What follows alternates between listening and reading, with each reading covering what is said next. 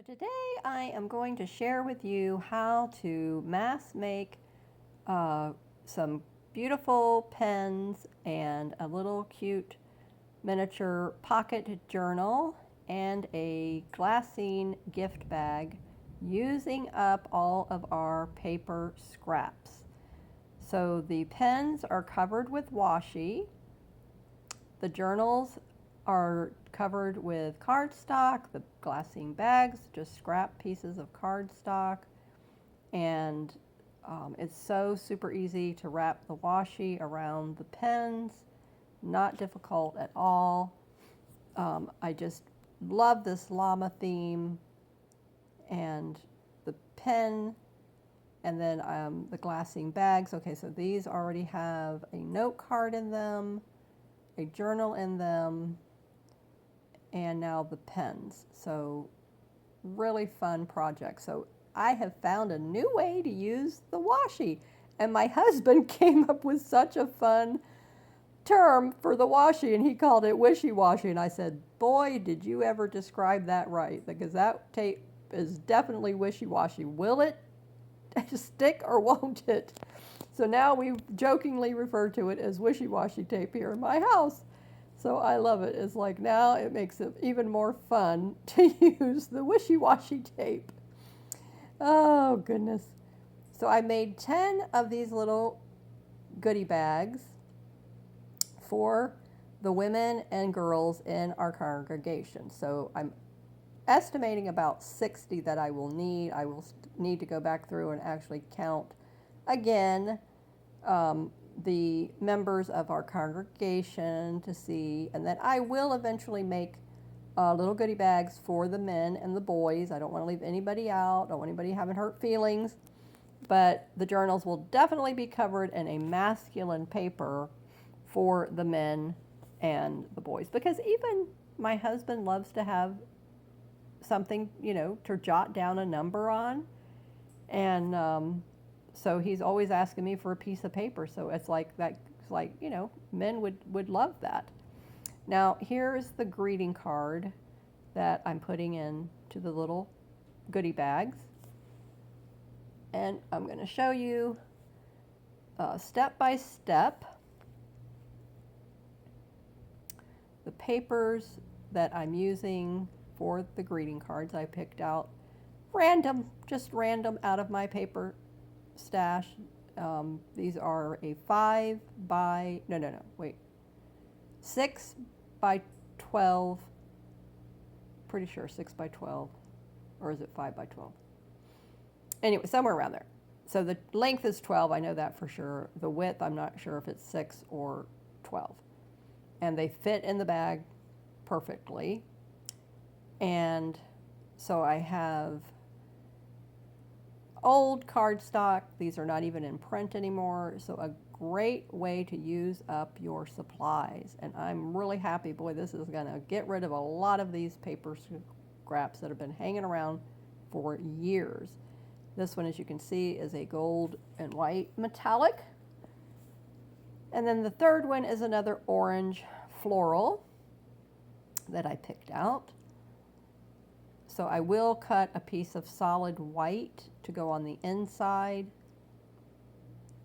and of that orange one and the gray one, and then I'll put my message, which I'm printing out on a clear sticker, on the inside. So we're going to work on these one at a time, and I'm going to show you how easy it is and what I did. And I've kind of streamlined it. So I did a video before making these cards and with this method, but I've kind of streamlined it. So I want you to see if you can pick up the little subtle changes that I made. So we start with our base, and then we're going to cut our matte background. Okay, so I have the layers cut for these cards. So it's your background, 2 layers, and the 3-inch circle. So now I'm going to glue these into place.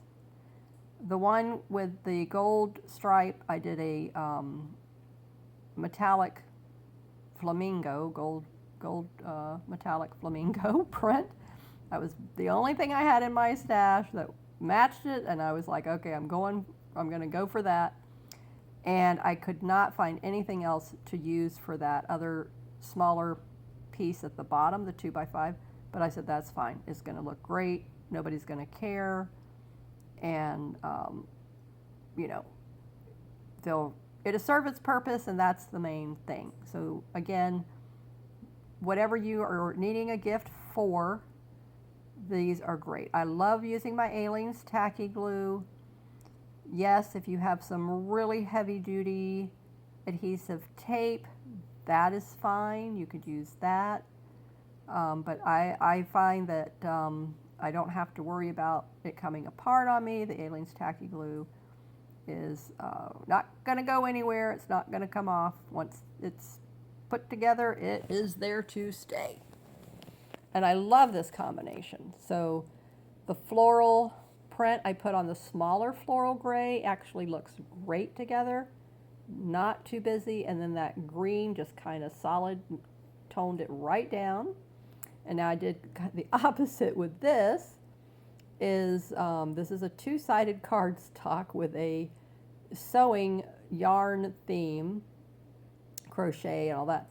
And so it was like it worked out perfect that the other side was just a neutral cream colored, and that just toned down that busy orange and white floral immediately. Of course, you know, you're covering the majority of it up anyway. And then what to me looked good was this darker background floral. Instead of using the lighter that I had used on the other one, I said, no, I'm going to go ahead and use the darker. And I have just got a piece of leftover Amazon packaging that I am using. I didn't have a paper towel handy, and I said, you know what? It's right here. Perfect. And just smoothed down the edges with that, and it worked out absolutely perfect. And then later on, when it's all setting up and drying, then I put some weight on it to hold down those corners to make sure they don't curl on me.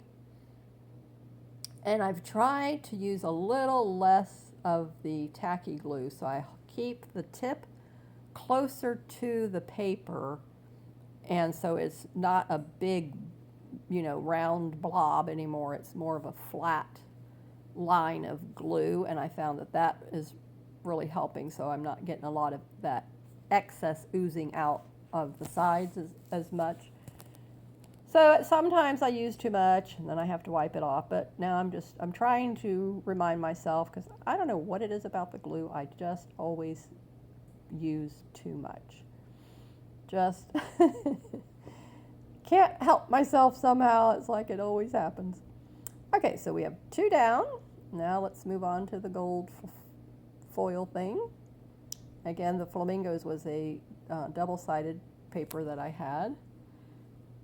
These papers I have had in my stash for years and years, and these paper pads are no longer in print. You could probably pick one up off of eBay or somewhere like that maybe, but last time I checked, I couldn't find any, and I don't even remember the names of it. Whatever the tropical, I think it was something tropical paper pad. And then now, I did this a little different. Now, if you remember the other card video I showed you, I stamped the sentiment hello onto the card, that layer, but this time I stamped it right on the circle, and I like it. It turned out really nice. And instead of stamping on the little circles, because that was just like, to me, it was like, oh man, that's an extra step. Then I have to color it in. So I improvised and I said, what do I have in my stash that would look nice? And I had just recently ordered some really pretty stickers. And now the only bugaboo with these stickers, so I'm putting the weight on them, and I'm going to let this dry. And then as soon as these are dry, then I'll finish that. But I'm going to get to putting the sticker thing on there, and I'll show you a trick that my husband came up with because these stickers are not fun to try to peel off the what's that piece on the back. Wowie.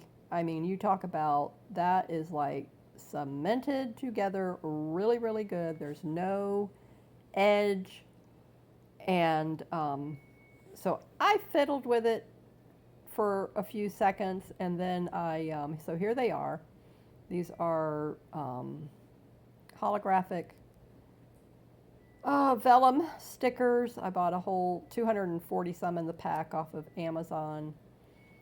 And I really love the vellum stickers. I didn't really pay attention that they were the holographic, whatever they call that. But it actually they turned out really pretty, and they look really super nice on here. And so you have to wiggle the very bottom of the sticker where the stem of this image is, and then it finally loosens it up enough that I could get my fingernail in there and peel the two layers apart, and then actually get them onto the little circle disc. And then it all turned out nice in the end, but off camera I am fiddling with that thing, and I finally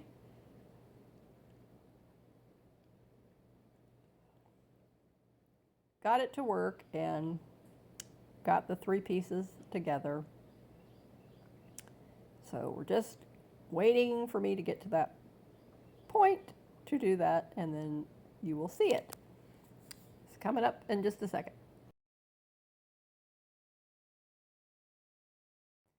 Okay, so I got them separated and put on here, and look at how pretty that is. Oh, with the metallic, just shimmery, so nice.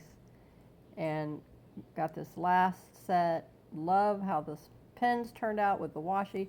And these are the pens that are clear. It's not the ones that are like a opaque. So I think they stick to that much better.